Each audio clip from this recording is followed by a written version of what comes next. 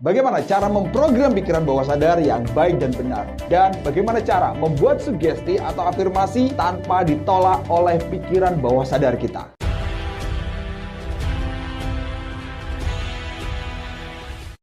Halo, saya Wisnu Sulaiman, salam digdaya.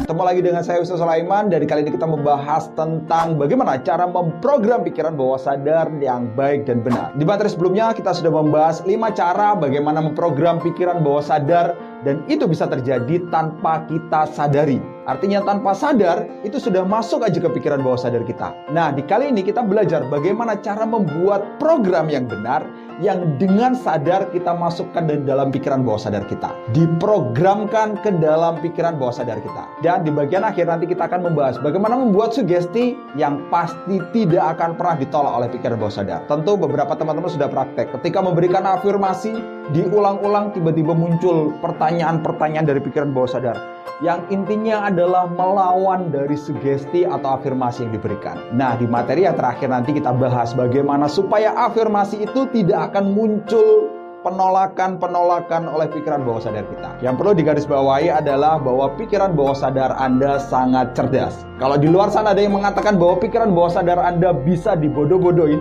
pikiran bawah sadar Anda sebenarnya sangat cerdas sekali.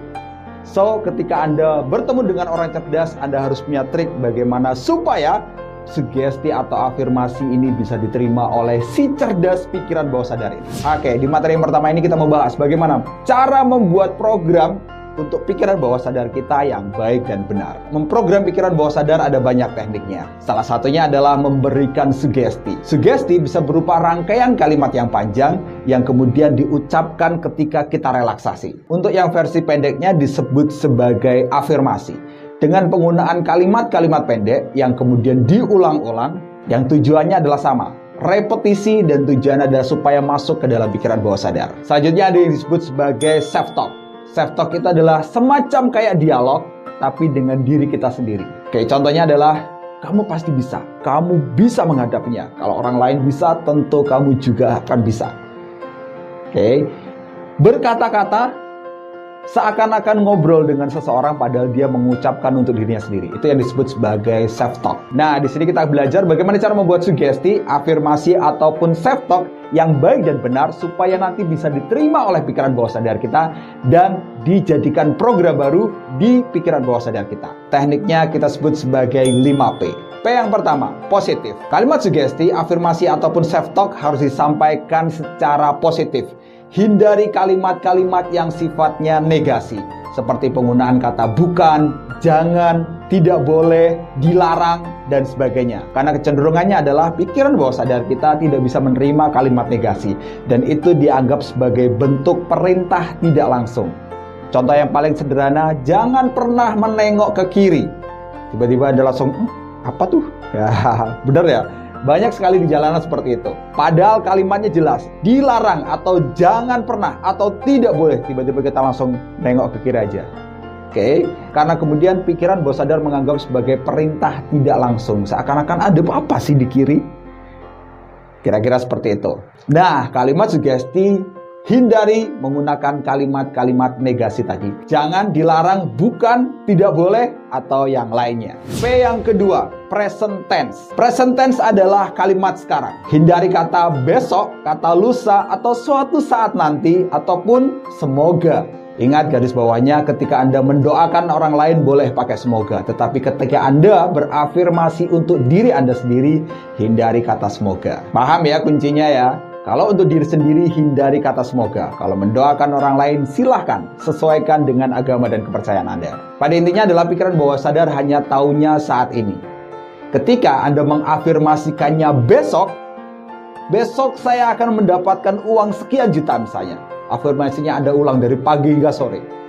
Ketika hari sudah berlalu, pikiran bawah sadar hanya taunya saat ini. Ketika Anda mengatakan besok, berarti masih besoknya lagi. Pun demikian akan berlalu, masih besok. Jadi gunakan kalimat present tense, saat ini. Jadi bukan saya akan mendapatkan keuntungan lebih hari ini, 10 juta misalnya. Tapi saya yakin bisa mendapatkan keuntungan 10 juta. P yang ketiga adalah pribadi.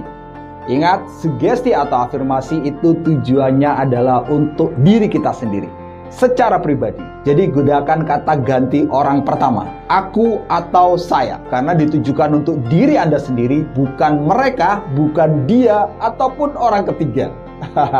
Jadi kalimat yang Anda bisa gunakan dalam sugesti atau afirmasi, Anda langsung bisa bacakan bahwa aku adalah orang yang hebat, aku adalah orang yang luar biasa.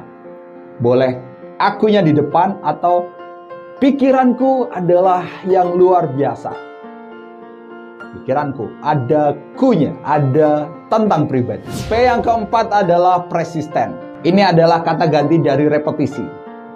Sugesti yang Anda berikan tadi, yang Anda sudah gunakan kalimat sekarang, Anda gunakan pribadi dan juga menghindari kata jangan dan sebagainya, Anda lakukan secara persisten. Pagi, siang, sore, selonggarnya Anda ulang kalimatnya. Pastikan sugestinya tetap dan tidak diganti. Ini artinya Anda harus teguh pada tujuan Anda atau goal Anda. Dan jika perlu, sugesti yang Anda berikan untuk diri Anda, ulang-ulang minimal 10 kali dalam sehari. Tujuannya adalah repetisi, supaya dia masuk ke dalam pikiran bawah sadar dan menjadi program baru bagi diri Anda. Dan P yang kelima adalah passion atau perasaan. Passion adalah semangat atau penuh dengan perasaan. Ingat, pikiran bawah sadar adalah sumber dari emosi. Ketika Anda memberikan sugesti penuh dengan perasaan, maka dia akan masuk ke dalam pikiran bawah sadar Anda. Apalagi kalau Anda sudah membuat sugesti di 3P yang pertama, kemudian Anda lakukan secara persisten, diulang-ulang, dan kemudian Anda tambahkan dengan perasaan, maka dia akan mudah untuk menjadi program baru bagi pikiran bawah sadar Anda. Program baru yang Anda sengaja untuk pikiran bawah sadar Anda.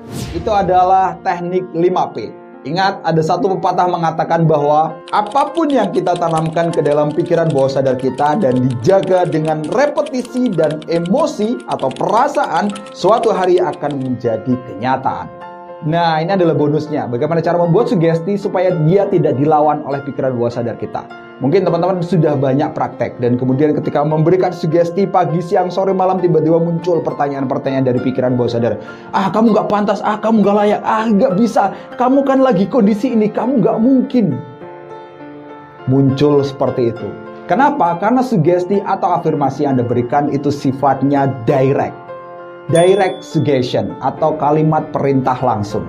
Nah, supaya dia tidak berlawanan dengan program yang ada di pikiran bawah sadar, gunakanlah indirect suggestion. Kalimat sugesti tidak langsung. Contoh yang paling sederhana adalah Anda boleh menambahkan di awal sebelum sugesti inti, Anda tambahkan enak deh rasanya kalau ... Enak deh rasanya kalau ... Oke, paham ya? Garis merahnya yang perlu teman-teman pahami, kita juga menggunakan kalimat sugesti yang sifatnya rasa. Enak deh rasanya.